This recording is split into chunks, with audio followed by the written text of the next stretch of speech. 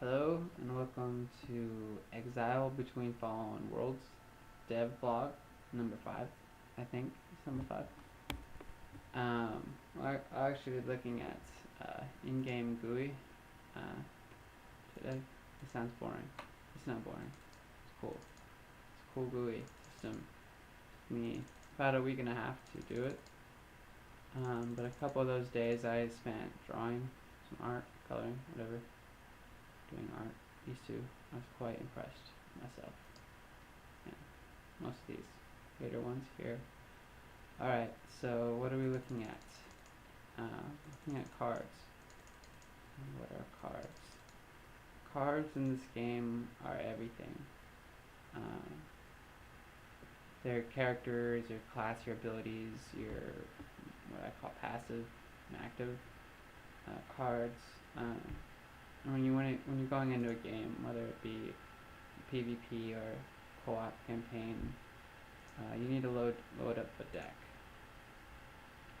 So I'll start by picking a character. I can click on a spot where, say, I need to put a character, and it'll reduce the list to only like the characters. So I could expand it back out over here, or whatever character. Go with Arya because she has 4 abilities. And I put abilities here in here just to leave the door open for having more than 4 abilities per character. That's not a priority of mine to make more than 4 abilities per character. My priority is to make more characters. So for now, here I'm looking at class cards, and they're kind of supposed to fill this void where I feel inhibited by base stats in some MOBA type games, and I want to say take a character and go weird places with it.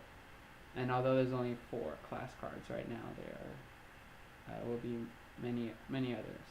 But go ahead and build Arya tank. I don't like that card. Fight. Okay. Decided. Let's skip over to passive cards. These are what you might expect out of such a device as these cards. You're going to add armor, magic resistance, also effects, maybe ice blade, auto attack slowing by 3%, blood blade. These are really good. These might be too good. This is really good. I just throw some in here. That doesn't fit though. Yeah. These fit, but I don't like the art. Anyway, I guess she'll get a little tanky here. Bit of a limited selection, unfortunately. And I was thinking of only being able to add 1 card per deck. You can only add, say, 1 ice blade or 1 blood blade, but I also kind of don't like that at the same time. One way I might go with it is these. You can see there's rarities here, commons and uncommons, and rare and epics, and maybe the epics and rares you can only have 1. The others you could have multiple. Go to actives, and actives is what you would expect from like a Flash or a Ghost in League of Legends, or just they're these generic abilities that you could throw on any character. But also in this game, they're not just abilities. They're like these. There's potions and pots and weird things, and they all have these charge counters on them. So you're gonna start with, like, say 2. It's 2 right now. And you could use at the beginning, and then as you exhaust the charge counters, they die, and then you end up, and then these kind of fill in, and then you may be able to buy more charge counters and more or more cards, the same cards at the shop. Um, this grave robber right here is pretty cool. He's my favorite. He says, grave robber becomes the first activated card. Exhausted by an enemy. Your new spell will have 1+ the starting charge counter it normally has. It's pretty awesome. Go through the deck overview.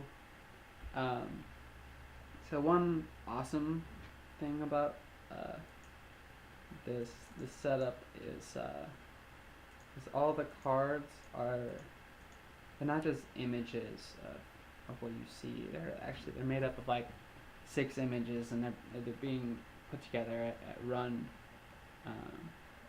So just to show this off, I'm gonna go and we'll only look at our 2 epics. And I'm going to jump over to Photoshop. I have a couple files here. Some stuff I was screwing with this morning. So I haven't spent much time on the art of these cards. I'd like to. So I'm going to save this card divider. I'm going to save over what is being used right now. Boom. Art changes on all the cards. And all the epics all change.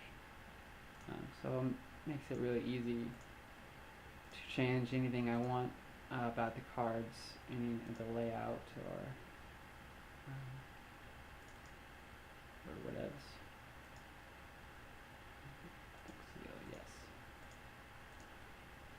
I did that last time too. I didn't want to have to stop it and start it. It doesn't necessarily, I didn't necessarily design it to update even while the game was running. So there you go. Let's see. The save and load decks, it works fine. I created a deck earlier. I'll throw one together. Real abilities. Hero doesn't have any abilities. 2 Felicia's System, 2 Arias.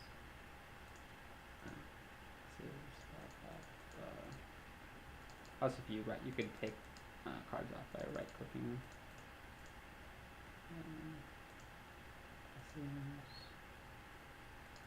Start from the bottom.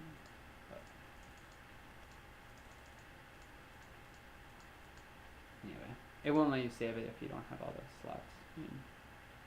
So, the save button's here. For some reason, I don't know where I want it, so I put it right there for now. On the main deck. Gabriel random. So, load deck. It's here. Also, I could, if I stop the game or go back in there, use my deck. It's actually being stored locally right now.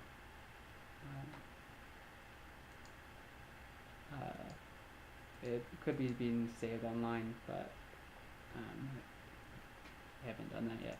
I don't think I will anytime soon. Let's see. Else I wanted to talk about. I'm going to end the video with some in-game footage because I really have been working hard on in-game. This is in-game,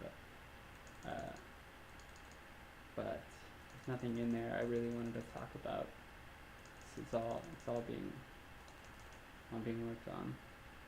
Nothing looks quite how I like it, which is per usual.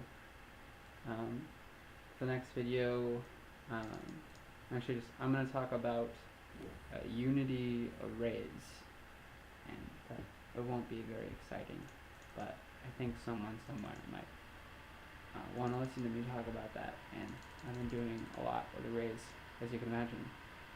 Okay.